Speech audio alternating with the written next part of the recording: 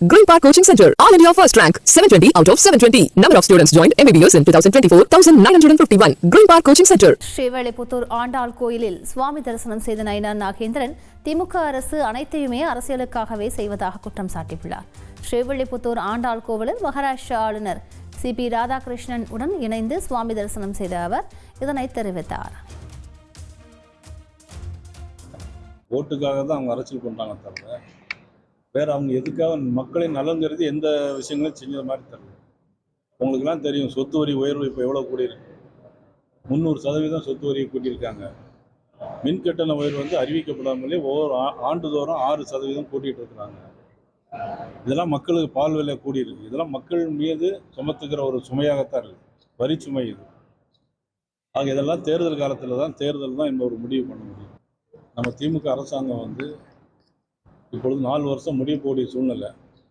தேர்தல் அறிக்கையில் சொன்னதெல்லாம் செஞ்சுருக்கோம் அப்படின்னு சொன்னாங்க. அவங்க எதுவுமே செய்யலை இதுவரை. 1000 ரூபா கொடுப்போம்னு சொன்னாங்க.